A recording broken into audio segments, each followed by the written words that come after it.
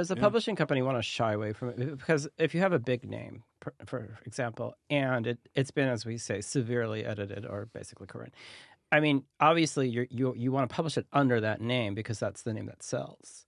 But how do you make that distinction, or do you, or I mean, yeah, there are financial pressures to make projects by big authors go forward and have them be spotlighted, which is why ghostwriting exists at all.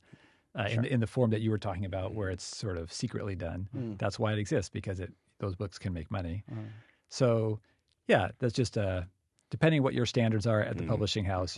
There's always something pushy against you to fudge on them, I guess, when it comes to this. But normally, I will say for us, like most of the books we get are well done, and if we're going to edit them firmly, it doesn't require actual rewriting to that level. So it's like, this doesn't come up every day. It's just sometimes. And we're not on a trade team where you've invested, say, 7-figure advance. Yeah, right. This author really matters to you. Your whole quarter or your whole year financially is depending on it. So do you think There's a lot. that's probably where it happens more on the popular trade level with a celebrity pastor who's got a huge following, it's almost guaranteed sales, that does not have the time to write a book, and there's a ghostwriter who's not credited.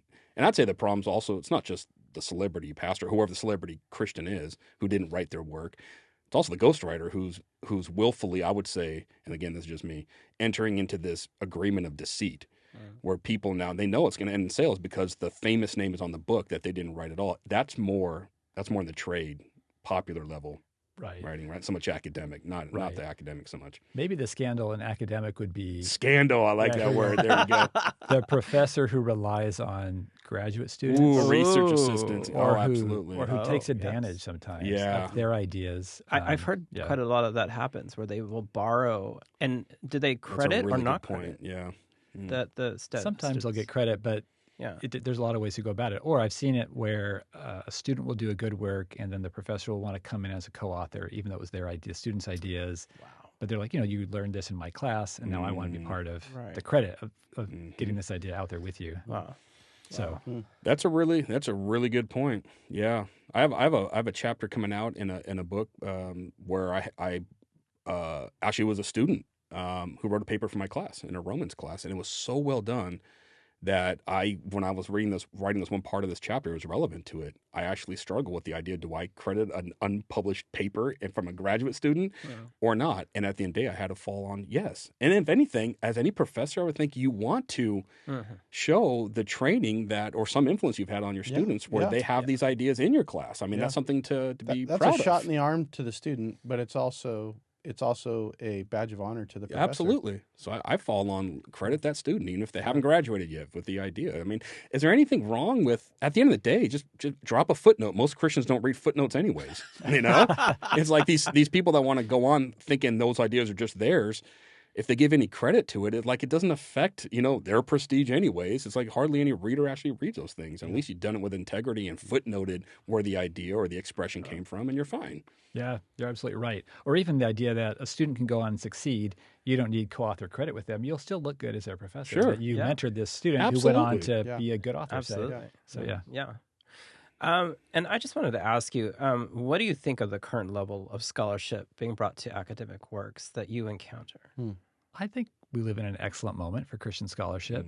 There's a lot of really good schools out there. It's becoming a bit of a hard time for schools in general because of the demographic cliff, and enrollment is down pretty much across the board. So that's a challenge that schools are facing right now. But still, on the whole, there's so many good Christian colleges out there and seminaries.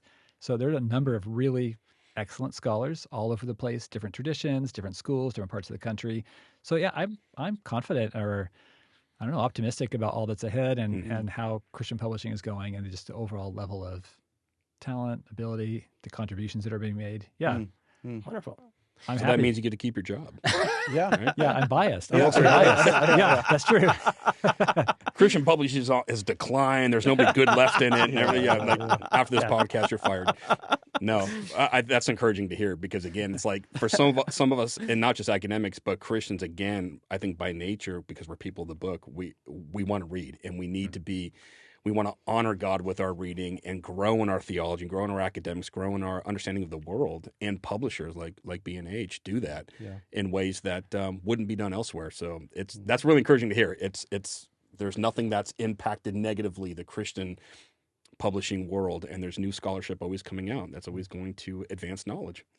I will say, because I'm on the academic team, we're thinking about books for scholars in classrooms, so those don't go away. If I were on a trade team and I was worried about competing with Netflix or competing with TikTok or whatever, well, TikTok also Well, has that's book going sales. away, I think, on Yeah. Sunday, right? I think it We'll is. see, yeah. People are going to know when we recorded this Right, now. if it's still in existence. Yeah. But anyway, that would be different. I'm not competing for people's attention in general with other kinds of entertainment because you have to have books in a classroom. So it gives you some job stability. And textbooks I guess. are it. That's true. Textbooks are it. Would you say for what you guys look for B&H academic? Sorry, I might be going back on something, but textbooks, would you say, is the most valuable of what you publish, or what you're looking for the most? They're like our bread and butter. They're the core of the program. What could be assigned in a class as a book? Right. Yeah, Right. makes sense.